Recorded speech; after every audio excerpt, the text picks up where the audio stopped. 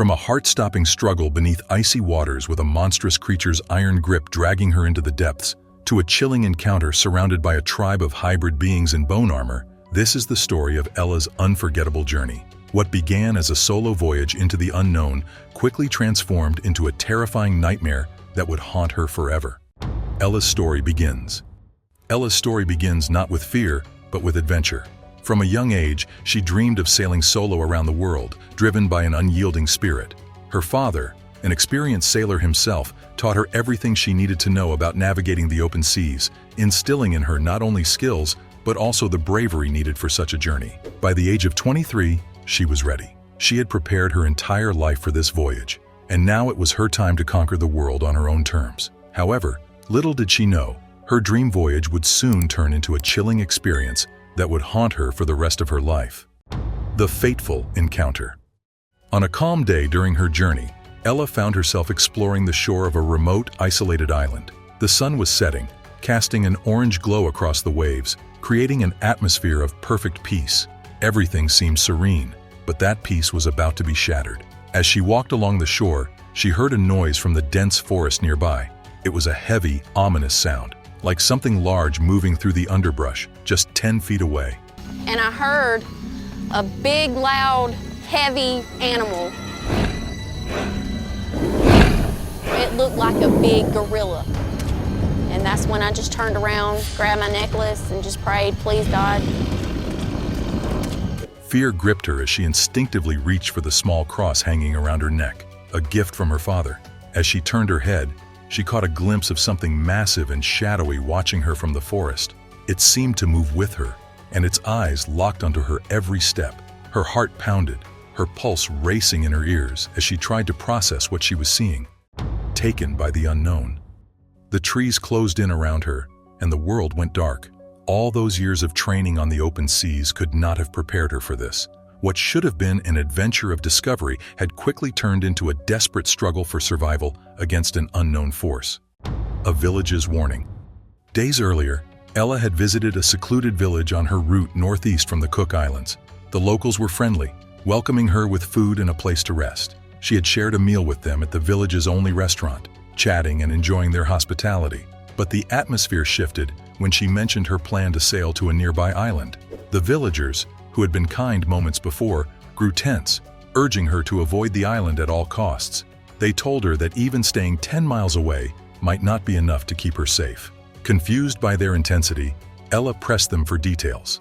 After an uncomfortable silence, an elderly man spoke up, explaining that it wasn't the island itself that was dangerous, but rather its inhabitants. They referred to it ominously as Ape Island, home to beings neither fully human nor fully animal. These creatures, the man explained, were massive, frightening figures known to abduct those who ventured too close. They were the stuff of nightmares, he said. No way. Are you serious? What?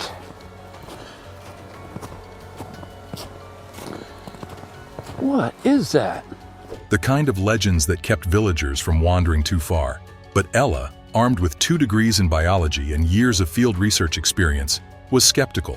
To her, these were just superstitions. Confident in her abilities, she dismissed their concerns and continued with her plan. Into the eye of the storm.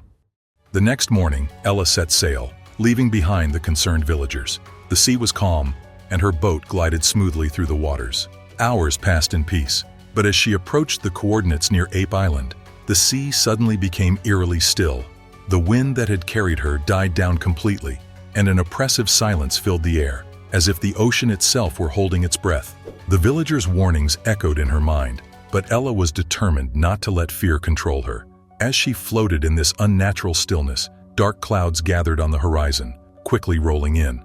Within minutes, a storm erupted, its intensity almost surreal. Waves crashed against her boat, and the wind howled as if summoned from the depths of the ocean itself. Ella fought desperately to steer her vessel, battling the storm with every ounce of strength. After hours of relentless wind and waves, exhaustion began to take its toll. She decided to drop anchor, retreating into her cabin to rest, hoping that the storm would pass by morning. A grim discovery at dawn. When she finally woke, the storm had vanished, leaving behind an eerily calm ocean bathed in soft moonlight. As she stepped onto the deck, her heart sank. A dark landmass loomed much closer than she had anticipated. She squinted, her stomach dropping as she realized where she had drifted. The storm had pushed her dangerously close to Ape Island, the very place the villagers had warned her about. Less than a quarter-mile from shore, she could see the shadowy outline of the land. The village lights she had spotted earlier were gone, replaced by an eerie silence. A thin wisp of smoke rose gently from the island, as if someone had just extinguished a fire. The island, once just an ordinary destination, now felt dangerous and foreboding. It's quite unusual really, because we've been becalmed for most of the day, so it's been a bit of a treat to have clear skies for most of the day and a couple of albatross circling around Pink Lady in the... What had she gotten herself into? A chill ran down Ella's spine as she realized just how close she was to the dreaded island. The oppressive silence seemed to tighten its grip around her, and the dark silhouette of the land left no doubt in her mind. This was Ape Island, the very place that haunted the villagers' dreams, and now threatened to trap her. Despite the terrifying stories etched into her mind, Ella's insatiable curiosity overpowered her sense of fear. Instead of fleeing, she anchored her boat just off the coast, determined to ride out the night. She retreated to her cabin, trying to calm her racing heart with a glass of wine and the soothing rhythm of her crocheting. But deep down, she couldn't shake the feeling that she had made a grave mistake. The first attack. Barely half an hour later, just as Ella was beginning to relax, her boat shuddered violently. It felt as if something massive had latched onto it from below, with a force that defied reason. Her wine glass slid off the table, shattering on the cabin floor. The boat tipped so sharply she nearly fell out of her seat. Just as she feared it would capsize, the force stopped as suddenly as it had begun, and the boat rocked back into an uneasy stillness. Breathless with fear, Ella rushed out onto the deck, her eyes scanning the eerily calm waters. The silence around her grew even more unsettling, as if it were a prelude to something far worse. She barely had time to catch her breath before the boat jerked violently again, this time with even more force. The anchor chain snapped taut with a sharp clang, and the entire vessel lurched off balance. I was walking along just fine. To my right, I heard something. It sounded very heavy, and I was maybe 10 feet from it. I had a cross around my neck, I grabbed it. I looked back one time, and when I looked back, its head was just following me. Water surged onto the deck as the boat tilted dangerously. Panic clawed at Ella's mind as she clung desperately to the railing, fighting to keep her grip. She knew she had to reach the gun she kept in the cockpit, but there was no time. The boat was yanked once more, and the tilt became so severe that water cascaded into the cabin, flooding it. The creature emerges. And then she saw it. From the moonlit water, a grotesque, massive hand emerged, its fingers like twisted roots gripping the side of her boat. It pulled itself up with an unnatural strength, revealing a creature that defied everything Ella knew. It was a monstrous hybrid, something between an ape and a man, with slick, glistening skin that reflected the moonlight like the surface of an oil-slicked sea. Its eyes were cold, black pits, devoid of any warmth or humanity. The gaze it fixed upon her was both predatory and disturbingly intelligent. Its head was shaped like a cone, its body thick and muscular, with an unsettling lack of a neck. As it hauled itself onto the boat, the vessel groaned under its immense weight. Ella could only watch in horror as the creature's enormous clawed hands gripped the railing, shattering the wood beneath its fingers. Its eyes, they were satanic, she would later recall, her voice trembling. I've never felt fear like that in my entire life. It was like staring into the void. The creature moved with a strange, jerky motion, as if it were not entirely comfortable in its own skin.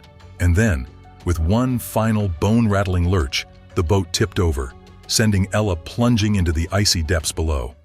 Struggle for survival. Underwater, Ella's world turned into a chaotic whirlpool of darkness and frigid water.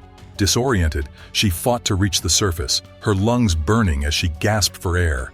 The cold ocean wrapped around her like a cloak, its depths swallowing her screams. Frantically, she swam, trying to make sense of her surroundings, but her sense of direction was lost in the chaotic tumble of waves and darkness. The sea seemed endless, and just as she thought she might find her bearings, something brushed against her leg, a movement that sent a jolt of terror through her. And then, like a nightmare made real, an iron-like grip clamped around her ankle, dragging her downward with merciless force. She screamed, but only bubbles escaped her mouth, disappearing into the void above her. And was walking out of their door, towards my car, and I heard this scream. It wasn't human. Her mind raced with horror. Was this the end? Would she vanish into the depths, just another victim claimed by the island's monstrous inhabitants? The strength of whatever held her was terrifying, pulling her deeper into the cold, dark abyss. With her lungs screaming for air and her vision starting to blur, Ella reached desperately for anything she could use to fight back. Her fingers brushed against the knife she kept strapped to her waist. Fueled by a surge of adrenaline, she slashed blindly at whatever had caught her. A guttural, inhuman scream echoed through the water as the grip on her ankle released. Ella kicked frantically, swimming toward the distant light above. Her muscles screamed in protest, her vision tunneled, and just as she felt consciousness slipping away, she broke through the surface. Gasping for air, Ella struggled to stay afloat, scanning the waves for any sign of the creature. But the sea had fallen silent once more, as if the horrors she had just faced were nothing more than a nightmare. Yet the island loomed in the distance, a dark silhouette against the moonlit sky, and she knew that whatever had just happened was only the beginning. The gathering. Exhausted and overwhelmed, Ella finally reached the shore. When she regained consciousness, the sound of waves crashing against the shore filled her ears. Disoriented and weak, she found herself lying on cold, wet sand. For a fleeting moment, she dared not open her eyes, clinging to the desperate hope that it had all been a nightmare. But as she mustered the courage to lift her eyelids, her heart sank. Standing over her was the same horrifying creature, its soulless, black eyes locked onto her. In the early dawn light, it was even more unsightly, its slick skin glistening unnervingly. Ella realized with a sinking dread that her ordeal was far from over. As Ella lay there, trying to make sense of her surroundings, storm clouds began to part, revealing the full expanse of Ape Island. She realized with growing horror that this desolate place held even more terror than she could have imagined. The creature on the shore, which had dragged her from the depths, did not move. It simply stared at her, its cold gaze never wavering. Then, almost imperceptibly, it raised one long, twisted arm and gestured toward the dense forest behind it. At its command, more figures began to emerge from the shadows, moving silently toward her. They were like dark phantoms, their eyes reflecting the dim moonlight. These creatures, twisted hybrids of man and beast, gathered around Ella in a silent circle, their presence suffocating her with dread. A sudden, eerie rattling noise filled the air, growing louder with each passing second. The group of creatures parted, allowing another figure to step forward. A towering, more imposing creature draped in armor made from bones and adorned with beads that glimmered faintly. This was their leader. It has been noted that Sasquatches make something that we now call wood knocks, and quite possibly, they are communicating with one another. The creature in bone armor stared down at Ella, its expression unreadable. With a motion of its clawed hand, it gestured for her to stand. Trembling, Ella obeyed, her legs barely able to hold her weight. The other creatures raised their spears, pressing her forward, leaving her with no option but to follow. The journey into the heart of darkness. As the leader turned and began to walk deeper into the jungle, Ella had no choice but to keep pace, the sharp spear tips at her back urging her forward. The dense foliage swallowed them whole, the dim light of flickering torches casting eerie shadows on the twisted trees. Every step she took, the tales of severed heads and blood-soaked rituals that the villagers had whispered filled her mind. The path was winding and dangerous, but eventually they arrived at a clearing where a large, ominous hut loomed. Its roof, made of palm leaves, was tattered, and the air was thick with the scent of decay. At the center of the clearing stood a stone table resembling an altar. Surrounding it were even more creatures, their eyes glinting with a mixture of curiosity and malice. As they led her closer to the altar, Ella's heart pounded with dread. She realized, with a sinking feeling, that the human bones woven into the leader's attire were not mere decoration, they were trophies. She had ignored the villagers' warnings, and now, standing before this stone altar, she feared the end was near. The ritual begins. Two of the creatures grabbed Ella roughly, forcing her onto the cold, hard stone. Her heart hammered in her chest as they pinned her down, her head pressed against the surface. She could barely breathe as another figure emerged from behind a tattered curtain, wielding a large, ancient stone blade that gleamed dully in the torchlight. The leader of the tribe watched from a throne made of wood and bone, its eyes narrowing with cruel anticipation. The executioner raised the blade high above his head, ready to deliver the final blow. Ella squeezed her eyes shut, bracing herself for the end, her mind filled with images of her life flashing before her, but instead of the cold sting of a blade, there was a sudden, loud crack beside her head. Startled, Ella's eyes flew open.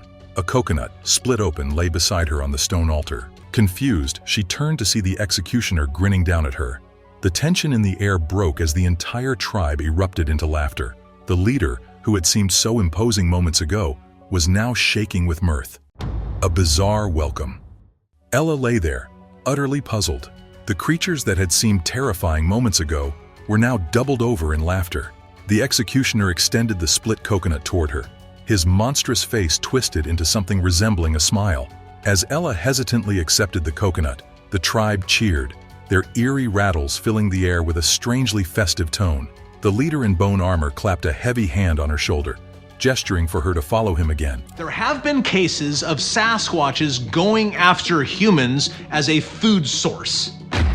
One example was written about by Teddy Roosevelt in his book, The Wilderness Hunter. This time with a gentler nudge, it dawned on her that she had passed some kind of bizarre initiation test. Though her terror hadn't entirely dissipated, Ella felt an uneasy relief. The creatures, once her captors, now seemed to view her as an honored guest, or at the very least, a curiosity. Yet, as they led her away from the altar and deeper into the jungle, she couldn't shake the feeling that her ordeal was far from over.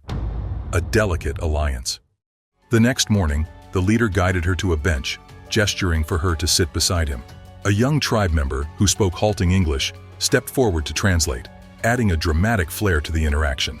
With a gesture, the leader revealed a human skull, tossing it aside as if it were insignificant. Ella's heart skipped a beat, but the translator reassured her that they had no intention of harming her. In fact, they had other plans. A sense of relief washed over Ella when they brought out her pistol, the one she had kept on her boat. The leader pointed at the weapon, his eyes filled with curiosity rather than malice. She realized that cooperating might buy her time. The tribe cheered as she agreed to teach them about the weapon. They seemed to revere her for sharing knowledge, and Ella understood that knowledge held a certain power among them. The chieftain's test. Later, the chieftain led her to a makeshift shooting range, indicating that she should demonstrate her weapon. Ella aimed and fired. Though her first shot was off, the tribe erupted in awe, cheering her on. Her second shot was more accurate, winning her even greater admiration. But the mood shifted when a young warrior demanded to try the pistol himself. Ella hesitated but relented under the chieftain's intense gaze. The warrior, unfamiliar with the weapon, nearly pointed it at himself. Quickly, Ella intervened, but as he fired into the distance, laughter broke out, until he began waving the pistol recklessly. Alarmed, the chieftain struck the warrior down, retrieving the gun. When she tried explaining the need for bullets, he grew frustrated and his expression darkened. In a swift decision, he ordered that Ella would face the fate of their enemies. She was dragged back to the altar, where the executioner raised his blade, ready to strike. A prophecy intervenes. Just as hope seemed lost, Alana, the young female tribeswoman, intervened, holding a piece of bark covered in symbols. She passionately argued that Ella was part of a prophecy, a woman from the sea meant to bring victory. The chieftain hesitated, torn between tradition and the fear of angering the gods. Finally, he relented, sparing Ella's life. Though temporarily safe, Ella remained wary. She played the part of prophesied guest, observing the tribe's routines and searching for any opportunity to escape. Her sole focus was returning to her boat, or any means of leaving the island. The final escape. One night, under cover of darkness, she slipped from her hut, evading the tribe's watchful eyes as she made her way back through the jungle. Her heart raced as she retraced her path, praying her boat was still where she had last seen it. Finally, after hours of trekking, she reached the shoreline. To her immense relief, her boat, though battered and damaged, was still there, half hidden by foliage. She cut the remaining ropes, boarded hastily, and set sail, not daring to look back as the island faded into the mist behind her. With her escape, Ella returned to civilization, her body and mind scarred but intact. Yet, she would carry with her the haunting memories of that island, of creatures that defied understanding, and of a prophecy that she had narrowly escaped.